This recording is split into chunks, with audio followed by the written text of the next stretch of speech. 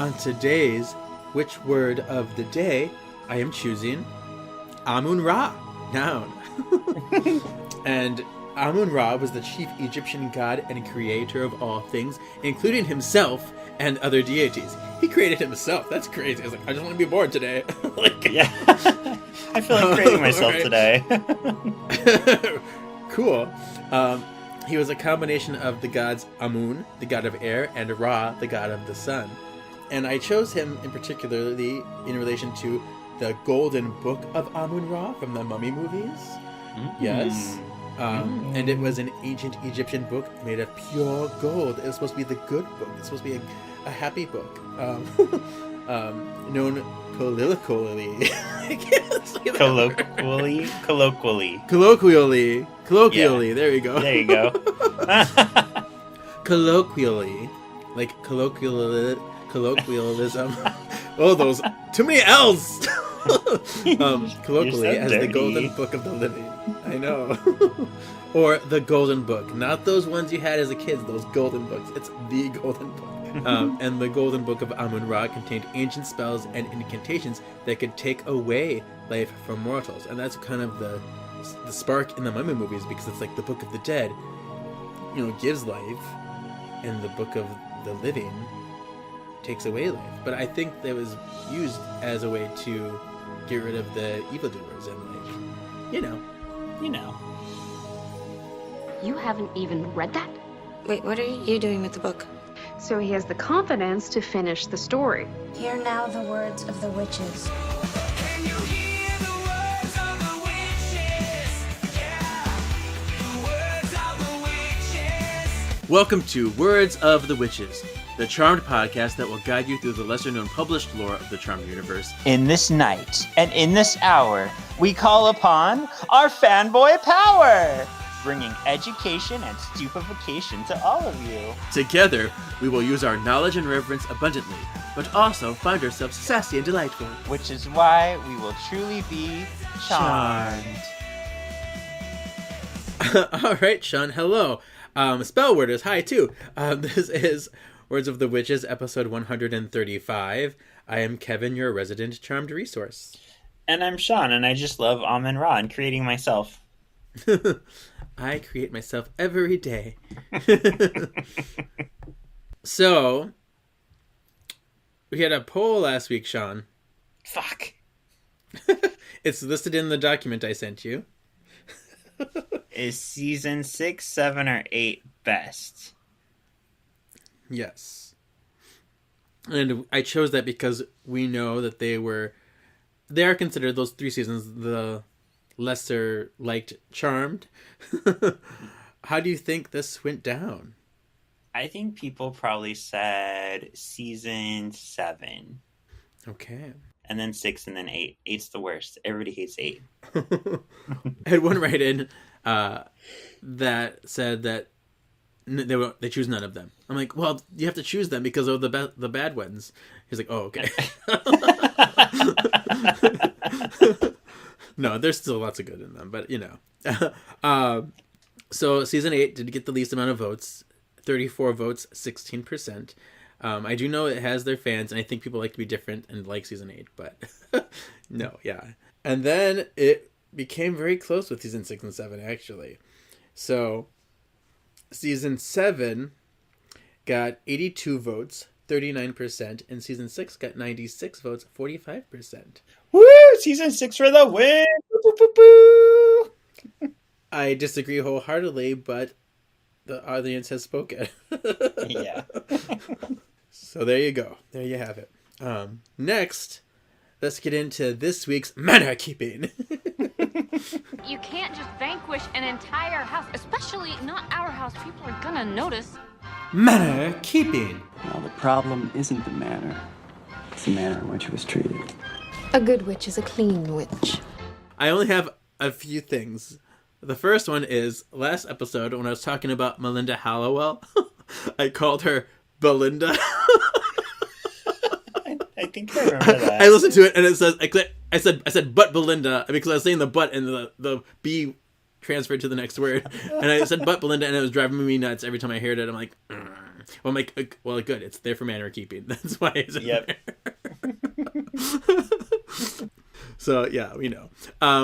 Also, I was asked on YouTube if I posted the PS4 polls there on YouTube as well, and I said no, I haven't been, but I think I'm going to start because there's this whole community tab of YouTube that I haven't been utilizing. I guess you can like do polls and you can like have conversations and post things there. I'm like, okay, cool. Oh. So we can be using that on our Solving for X YouTube as well. Personally, I didn't think we were big enough on YouTube to be using it, but why not? Let's use it because we had a request. So I think people on YouTube who are listening on YouTube would like to participate in the votes as well, which is nice. So Cool. I'm excited. So I'll start integrating that and getting that figured out. All right, so let's jump into part 2 of the Book of Three, Volume 2. Written by Diana G. Gallagher, Paul Ruditis, and Phyllis Ungerleider. And this section, we'll be talking about the Book of White Magic. They have a lot of the same set categories as the first book, so they just take the same categories and continue them. So this section, we're talking about good magic, good things. You and I have both found that it's essentially just a glossary of beings and characters. It's a lot of just lists of names. So we will go over some of them, but holy fuck, we are not going to be listing everything or everyone in this section. It's just too much. Oh God, no. Oh gosh. Oh jeez. Oh gosh, no. Like, this is for those who want the book, who want the resources. We don't need to talk about it on the podcast. We'll just go over things that we find more interesting. So yeah, with that, Sean, start with our charmed powers. Woohoo! Okay. This first part is like the Charmed Sisters as a whole, and then we'll get into them individually. So the Charmed ones are the most powerful witches the world has ever known. The fulfillment of Melinda Warren's magical decree that each generation in the Warren line would be stronger than the last. Charmed magic is emotion-based. The charmed ones protect the innocent and follow the Wiccan Rede, and it harm none, do as ye will. New powers manifest without warning and must be mastered with practice. A trigger may be required to use a new or unfamiliar power. The powers grow stronger with time. The powers must not be used for personal gain, Phoebe. You're the only one who does this, nobody else. A spell cannot backfire if there's no personal gain. The powers do not work on good witches. If possessed by another, the powers will be attracted to the charmed witch or of origin. The powers do not work prior to the time of birth, as technically they do not exist. The power of 3 bond is severed if the charmed powers are used against each other. The powers are lost until the personal and magical rift is repaired. Charmed magic can be used to reverse the effects of evil magic without consequences. And centuries of good karma protect the charmed ones. Their bodies are the vessels that hold their powers, but their minds retain the knowledge to use them. Yeah. I feel like a lot of those were listed in the last book, and I do have a problem with a few of those, but... So, I do have a problem with one of them. It's always bugged me throughout the show. So, it says here, if the powers are part of the witch, and they go back in time, they lose the powers because they didn't exist. But if they're part of that witch, they're technically losing a part of themselves in the past. Yeah. Yeah. I understand why they did that rule, travel. but yeah, it just never Yeah. made sense to me. And it is super weird, especially considering, like, we see Chris and we see Wyatt go to the past before they're born. Actually, while they're before and before they're born, and they still have their powers, Mm-hmm. So I don't know how they got rid of that loophole. Because even when they went to the past where they do exist, like in that 70s episode, they didn't have their powers either because the younger versions had their powers. Yeah. I think that makes a little bit more sense if there's more than one, but at the same, I don't know. Yeah, I like that rule. That would have made it make sense because Chris didn't have a little Chris when he went to the past. He died when he was actually born, so it would make sense. Yeah, I like that better. Mm-hmm. Yeah, and they always say here too that the powers do not work on good witches, which is not true. That only applies to Piper's freezing power. No Yeah. other power has that rule. So where do you why do you keep saying that? So I know. And I remember we talked about that on the show, and I think we came up with like, as long as it's not used in negativity, it will still work on them. But yeah, I don't know. yeah, I don't know. Because I feel like we talked about that too, how like they still have used the powers negatively on each other. Just so like, I mean, if they do it with malicious, that's when they start to break apart the power through bond, like they say, break us apart. But even if they are just like having a playful tiff, they still do it. True. So it's so goofy. But, It's messy. Let's carry on. Yeah. Yeah, let's carry on. All right, so let's just get this out of the way so I don't have to mention it 3 times. Each of the sisters eventually learn astral projection. They all get it. It's something that does not sit well with us because it was special for Prue, but all the Oh, we hate sisters it so eventually much. get it. And they use it once and never use it again. So Yeah, so there's no point. So Piper's primary power is to slow or speed up molecules. So that's, we see her blowing stuff up. We see her freezing stuff. Her power is pretty cool. The way they kind of like played with it. They played with it like they do X-Men powers and made it like bigger and better over time. mm-hmm.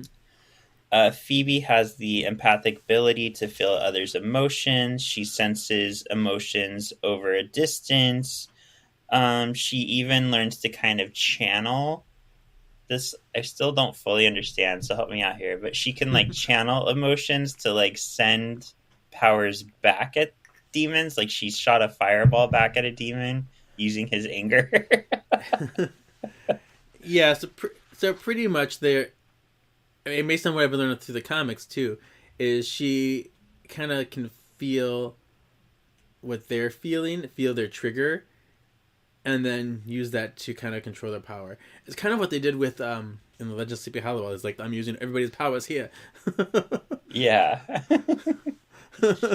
And we see that Phoebe eventually grows powerful enough to where I think it was in season 8, she actually talks to herself in the future, like the future premonition of herself. So that was kind of cool. And that was an astral premonition, which is a kind of a very advanced premonition kind of thing, which is cool. Yeah. So Paige is half white lighter, so she can orb and sense and locate our assistant healing. She also has the power to use glamours. And yeah, she can call. She's very like Prue, where she can call stuff to her. And when she first started out, she had to like call out for whatever it was in orbit to her. Now she can just kind of like orb stuff to her. And we even see in the comics she gets like an orb shield, which is pretty cool. Get it, Mama? Yeah. And then for Wyatt, he also has an orb shield. He can also like project. Is that the power of projection where he can make stuff like become reality? Right. He's crazy. Right. He's crazy. He also has orbing. He can heal. Like, he's broken. He's just broken. And then there's Chris. I love how Wyatt has like a full page, and then there's 3 sentences for Chris. It's so sad. I know. They just the don't book give this is guy a like break. totally yeah. So he's immune to Piper's freeze power. Ooh, cool. He can put calls from charges on mute. Oh wow, he can shut people up. And he can eventually start orbiting at 18 months. That's it. Billy. She was the Charmed One's protege. She has, she's basically like Buffy, but a witch. And she is really good with like potions. She's adept at like using nunchucks, which is enhanced by her telekinesis. Eventually we find out that she also has projection power. So she can astral project and then also do kind of the Whitey projection stuff. And that's it. Christy's a bitch. Yeah. And I thought this section was like a good overview of how their powers developed over these last 3 seasons. But it gave like their primary powers, but it did not include empathy as part of Phoebe's primary power. They just said she developed this. But I consider that is a primary power. That's one that there she goes. And they didn't mention projection as part of Wyatt's powers, even though it listed instance after instance of him doing that. That's true. So that was weird. It's like the show. Wyatt's been doing everything, but they're like, Billy, you have projection. I just read about this and don't know anybody who has this power.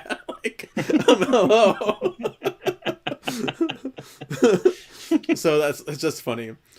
And in Paige it lists her primary powers of a white lighter, but it does not even include her telekinesis, her charmed power. Yep. So I guess it's a continuation of what they did before. That's the only way it makes sense to me. I'm like, I think you're missing some things. Yeah. All right, so now we're gonna get into some white lighter abilities. Ooh. White lighters. And they have the ability to always be in contact within hearing of their charge. They orb through a neutral plane to transport themselves or others from one earthly or mystical location to another. But I feel like that's true for all the teleportation. Every kind of person who teleports well has to travel through a neutral plane to get to wherever. That's just how magic works. Mm-hmm. They have the power to heal with exceptions. See limitations at the bottom of this page. They possess a powder that enhances the power of suggestion, which allows memories to be erased. They call it memory dust. Automatically fluent in the language of their charges and the white lighter clackety-clack language. That has a codicil. They can speak whatever they talk to their charges at, but they don't become fluent in it. It's not something that they really know. It's just a natural thing that happens when they speak to someone of that language. It's like Santa Claus. Okay. They can glamour to appear someone else. They have telekinesis. I don't think they're supposed to have telekinesis, but they kind of do. When you look at Leo in season 1, yeah. Yeah. But I would not consider that a white letter power. Sorry. Nope. That makes me mad. Pisses me off. Here are the Elders' global alerts regarding impending threats. They have an automatic connection to a new charge. And they can hear charges even when they're calling a subliminal level without knowing. So they can just be like, I'm thinking of my white letter calling him, but I'm not actually calling him. I can hear that too. I don't know. It just was, I don't know. Anyway, they can't heal dead people, animals themselves, or self-inflicted wounds. They can't heal demons. And they cannot sense a charge if one is in the mortal world and one is in the underworld. The bond with a charge takes time to take form. Didn't you just say that it's an automatic? Thank you. I was going to call that out if you didn't. I'm like, you don't even make sense. What is happening? You literally just said. And this, it's a page later, like, that totally goes against what you just said. And then committing evil acts results in the white letter being recycled, beginning the life over from birth. I guess that considers true for elders too, but then you see elders killing people all the time and they're not recycled, so. Yep. Yeah, white letters, inconsistent, they bother me, but it's fine. I love them. And then they list some specific white letters: Paige, Wyatt, Chris, Perry, and they have this one. This is the interesting one they put in here. Matthew Wyatt. Leo and Piper's first grandson, which we see in Forever Charmed. He's in magic school and Leo is teaching in class with him. And that's their grandson. Also, fun fact about that was also Brad Kern's son. Ew. I automatically hate him. So, yeah, Matthew Wyatt. Cool. Then there's other white letters, Kyle and Danny and whatever people, other white letters. Now let's go to elders. Your favorite. Yeah, elders, my favorite. I love them so much, even more than white letters. And they say their abilities are that they can listen to anyone at will, but are discerning. What? Okay. They can transport witches through time. They're a catalog of knowledge of all things supernatural. Maintain limited contact with evil. Maintain limited contact with evil. So they talk to them if it benefits them. They're always on the speed dial for in case of emergency. Will know when a charmed one dies. Age is irrelevant because they don't age, I guess, whatever, but they are so old a lot of the time. Yeah. They employ invisibility shields, and they command of lightning like electrical energies as weapons. Limitations: they are not all-knowing, even though they like to pretend they are. Yeah. They are not aware of events in the plane between life and death. Cannot see a mortal realm during an eclipse. Cannot control witches after death. Put a pin in that one. I'm talking about that canonical. Like, what? And then cannot counter or penetrate all Stop upper level it. demon magic. All elders who kills is recycled. There we go. All elder who kills is recycled to begin life over birth. But then here, there's like a whole group of them trying to kill Leo, so they would have all like been recycled after that. Well, it doesn't really apply all the time. I know, and they can't fix aging. What? What? What does that mean? Why is it in there? I was confused by that too. I'm so It's so confused. vague. Like, are they saying like they can't de-age someone? Like they can't do anything with somebody's age? I don't know. It was super random.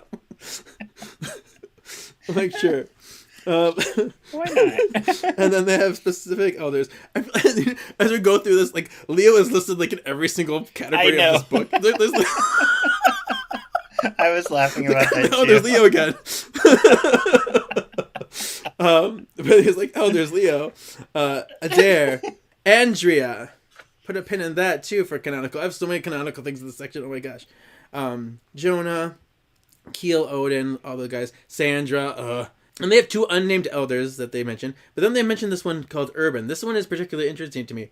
Urban, I have never heard that name before, and on the wiki for Charmed, he is listed as an unidentified elder. But here they name him as Urban, so I wonder where they got that name.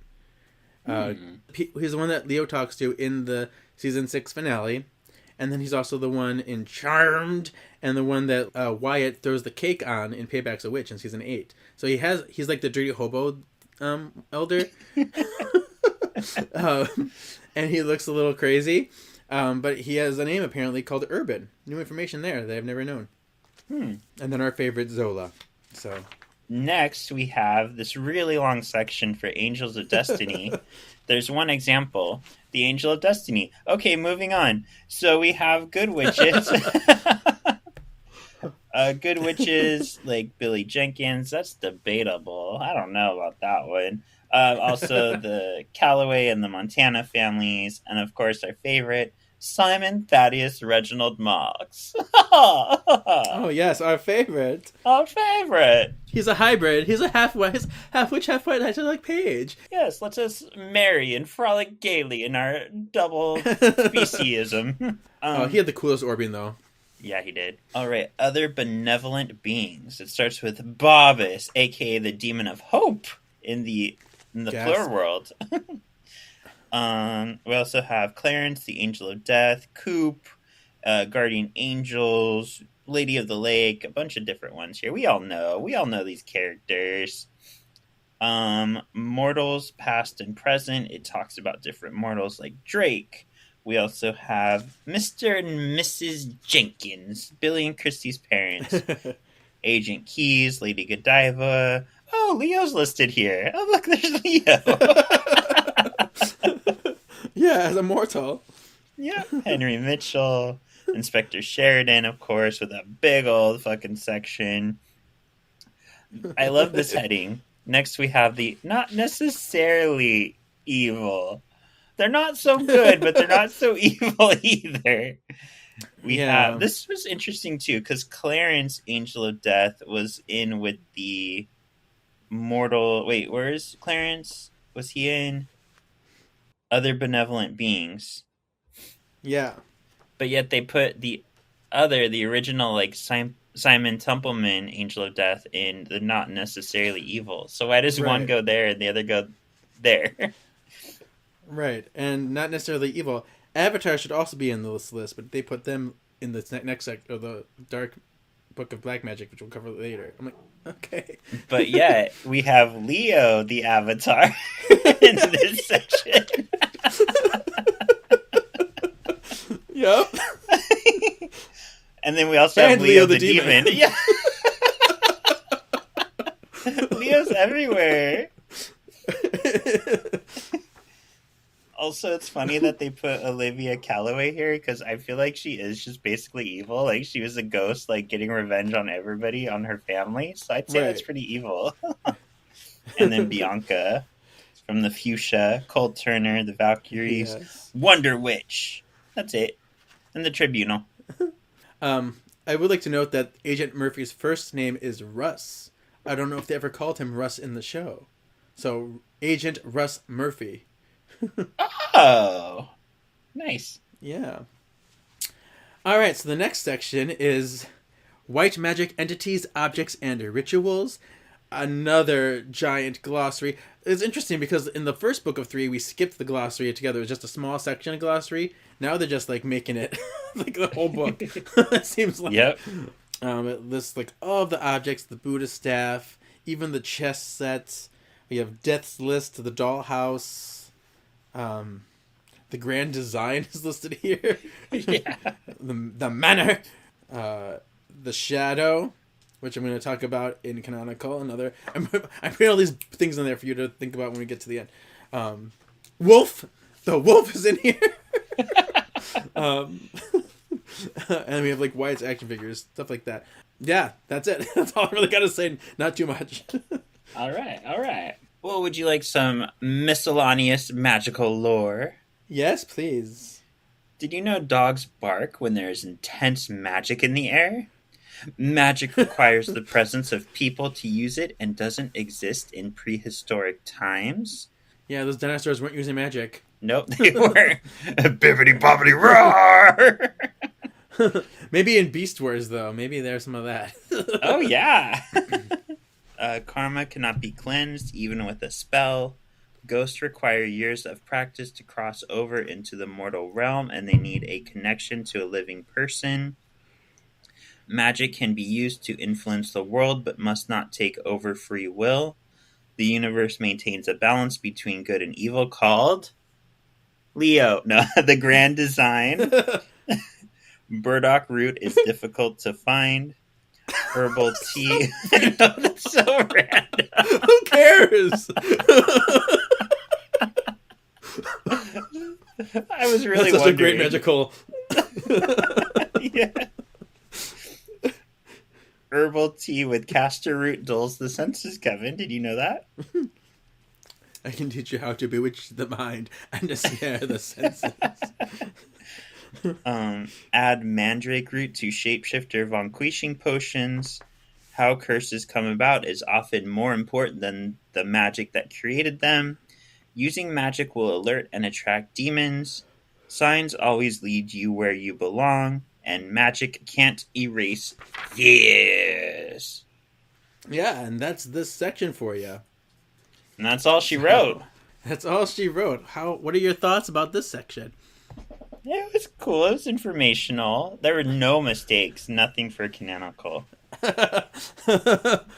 Unlike last time, yeah, even though I did mention the canonical stuff before. But yeah, I mean, it's a nice section. If you want a list of every good person that's ever appeared, and the not necessarily evil that's ever appeared in season 6 through 8, here you go. Leo. Leo. So yeah, the next part, I guess, will be, we'll jump right into, put that in my canonical hat. Canonical. So I briefly talked about how, they say that elders cannot control witches after death. And I'm like, they can't control witches in life. Like elders, you may have a say in the way of you may have a say in the way of good magic, but you don't own witches. They're not your employees or your slaves. Like, get the fuck out of here. Like, you don't control witches. Sorry.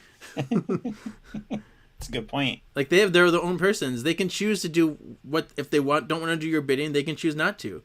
So get out of here.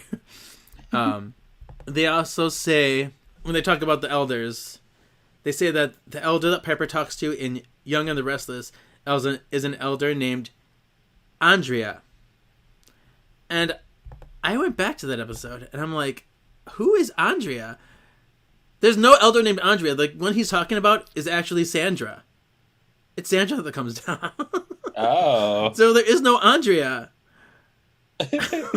Where did they get that name? Why do they call her that? She's not that different character. I'm like, it's totally Sandra.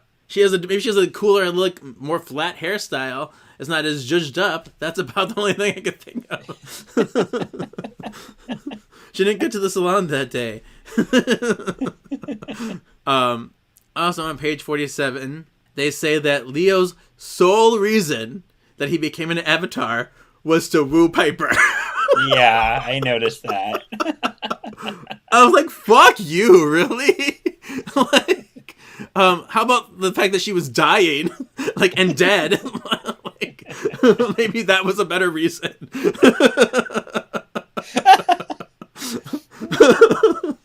And I know where they're saying that because in Charmed Noir, there's a whole scene where he's like, it means nothing if I can't get Piper. But they're totally taking that out of context and making it like that's his whole reason. I'm like, okay. He's just a little power happy at that point, you know? So, Yep. that made me mad.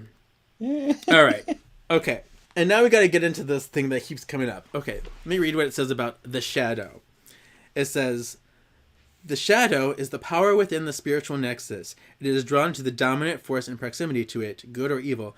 Confused by the presence of the evil Zanku and the good charmed ones, it possesses Leo, a neutral. A charm spell sends it back to the nexus. You know where I'm going with this.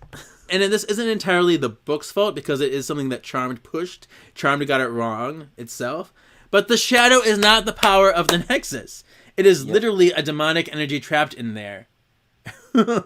So stop saying that this is the nexus's energy. It's not. And it's not going to have to choose. Like, it's evil. Like, yeah. The nexus is completely different.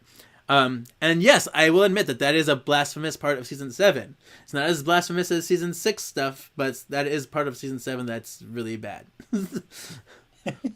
All right, now let's get into when it talks about ghosts, how they require years of practice to cross into the mortal realm. They didn't make it clear that only applies to those already in the ghostly plane, because it's not all ghosts. There are those ghosts that bypass the ghostly plane altogether, which is kind of a limbo dimension. They bypass that, go straight into the afterlife. And there are those spirits that are just never left the mortal plane. They're just dead ghosts in the mortal plane. So, yeah. What are you thinking about that? Yeah, that makes sense because I was thinking about it.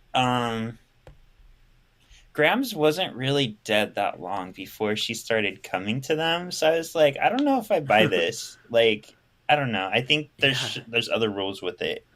Yeah, because Grams never made it to the limbo. Grams was never in that limbo. That one statement sparked in me this whole new idea about death.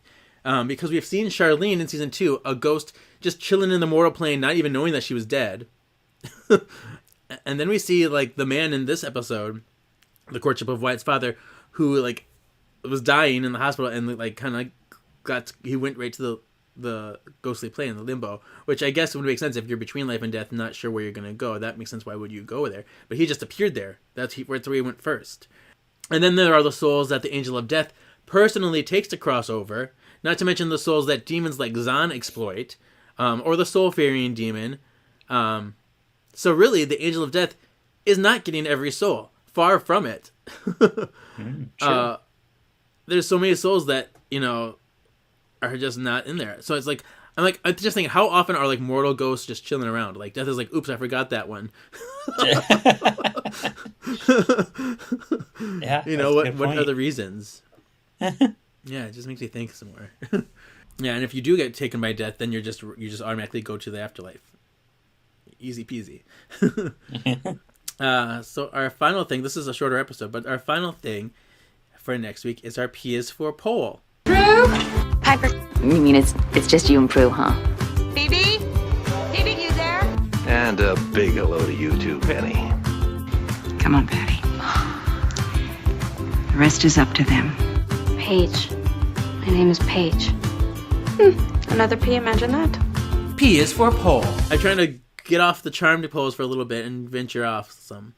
So pick a good witch. Are you a good witch or a bad witch?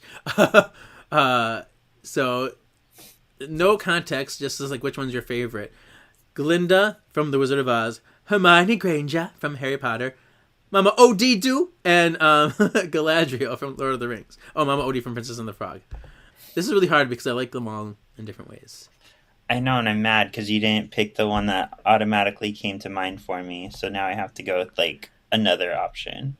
Are you gonna say Willow? Yeah. I thought about Willow, but I'm like, I'm trying to. It's too close to Charmed. I wanted to make it super separate. Okay. I'm going to say, just because I don't know if I've revealed this, but I'm such a big stan of this franchise as well. Not to mention the actress who plays her. Oh my God. I fucking love Cate Blanchett. I love her so much. I know. I knew you were going to say it. Yep. Galadriel. I'm going to go with Galadriel. That was my pick too. I wouldn't say like I'm a huge Lord of the Rings fan. I do like them, but I'm not like crazy about them. But that first movie, I was obsessed with her. She reminded me of Princess Zelda so much, and I loved Zelda at that point. So I was like, I love her so much. She's so cool. She's so beautiful, and she can get scary, and I'm like, oh. So yeah, my pick is Galadriel too. Yeah, I've read the books, the trilogy, probably 3 times. I've read The Hobbit a few times too. I'm not like crazy where like I've read the Silmarillion and all the other stuff, but like I am a Lord of the Rings fan. Nice. So yeah, I'm curious to see how this will go because it is so out there and not Charmed related. So we can just see who's fans of what. Yeah. Cool. So that's it for this section, the Book of White Magic. Next week we will be covering the Book of Shadows, which it's just spells from the Book of Shadows. So last one we made like a quiz. So it should be pretty short next week too. But until then, where can we find you, Sean? You can find me on Instagram or TikTok or Blue Sky. I already forgot. I don't use Blue Sky. I added it, but I don't use it. Under Sean Perrette. Or you can find us on Solving for X, and you can find our profile on Instagram. I know. I'm trying to be good. I made accounts, and I'm like, I'm never there. It's just too much. I made a Words of the Witches one. I didn't post anything. I know. Yeah. It's so hard. I think I'll probably focus more on the YouTube.